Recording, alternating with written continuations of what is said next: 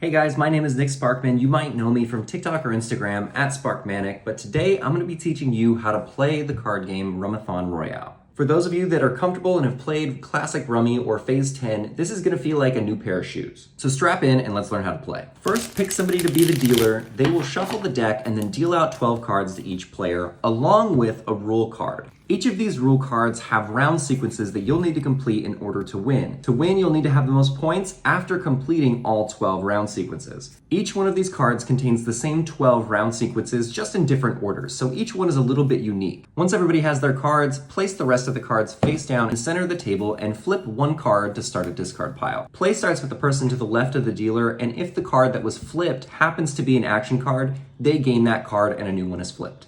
Now you can go ahead and set the reference cards out if you want to play with them. These tell you what kind of things you're going to be completing in your round sequences. It could be even sets where each card can be a different color. However, it has to be the same even number on all of them. Odd sets are the same thing, just with odd numbers. Even runs are runs with just even cards, so 2, 4, 6, 4, 6, 8. Odd runs are the same, just with odd numbers. Cards of one color is pretty self-explanatory. And then you have your standard runs and sets. Runs are anything in sequential order. Sets are all the same numbers, possibly just different colors. Make sure everybody's familiar with everything that they're going to be doing for the game, and then go ahead and get started. Once you've got your 12 cards in front of you, take a look at your first round sequence and try to organize your hand to fit that sequence. This will tell you what you've got versus what you need to find. In this case, my round sequence is a set of 3, one set of 2, and a run of 5.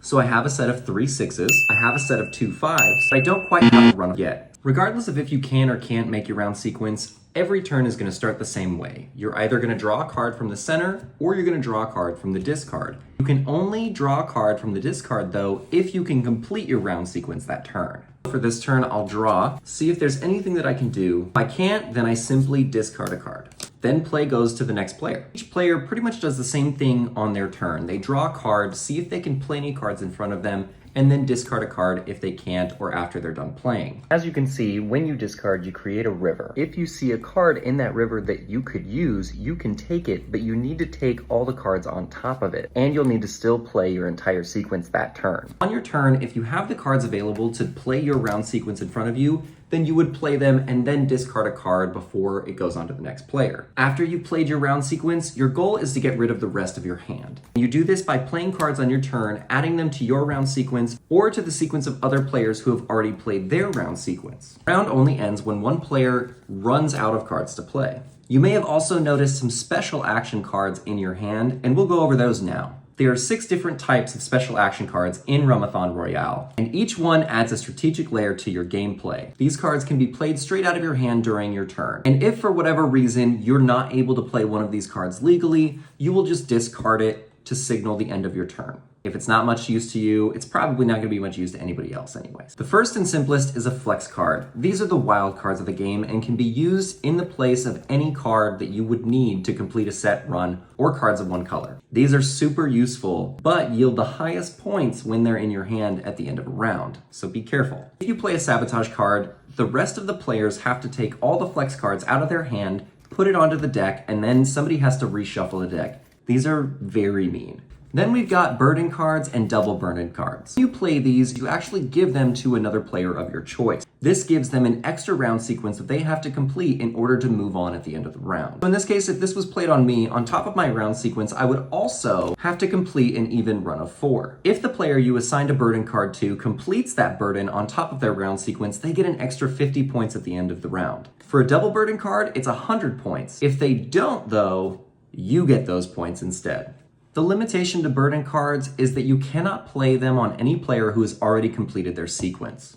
Then we've got bypass cards. You'll choose another player to hand it to, and that player will have to skip their next turn. When their turn has been skipped, they will shuffle it back into the deck. The final special action cards are block cards. These cards keep other people's from playing on your completed round sequence during the game. When you get a block card, it can only be played in front of you for the first time. If you happen to get a second one, you can assign it to another player's round sequence so that only you can play on it from then on. Now, let's say that I've completed my entire sequence, but I have a lot of cards left over. Rather than play on other people's cards and go out, I could take a risk and announce Rummathon Royale. This essentially starts my next round sequence early. Manage to complete that second round sequence and you're still feeling really confident, you can proclaim double Rummathon Royale.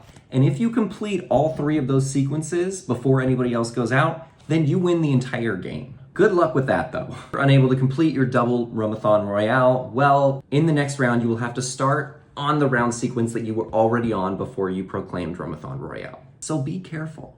Now, if you are the first player to get rid of all cards in your hand, then you have officially gone out. But before you go straight into the next round, you've got to do some scoring because you've earned those points. Every card left in each of your opponent's hands is worth points for you. All cards numbered 1 through 9 are worth 5 points each. All number cards 10 to 12 are worth 10 points each. Burden, bypass, and block cards are worth 15 points each. Sabotage cards are worth 20 points each. And flex cards are worth 25 points each. And then you'll resolve burden cards. If you've completed a burden that was placed on you, you get 50 points. If you don't, then that 50 points goes to the person who initiated the burden in the first place. Same thing goes for double burdens, just double the points. But what do points do for you other than allow you to win the game? Well, in Rummathon Royale at the beginning of each round, players who have points can spend 10 points each to gain additional cards into their hand.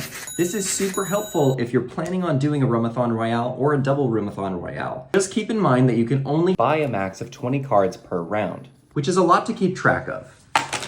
You'll want to write all these points down on a piece of paper to keep track from round to round, and whenever somebody has completed their 12th round sequence, regardless of who went out, points are tallied. Whoever has completed all 12 sequences and has the most points wins. But you don't always have to play with 12 sequences. You can play with 3, 6, any length that you're feeling up to that particular day. And that's Rummathon Royale. Hopefully this tutorial was helpful. If you have any questions, please leave them in the comments and somebody will get to you as soon as possible. Thanks for letting me teach you how to play. I hope you enjoy Rummathon Royale. And as always, happy gaming.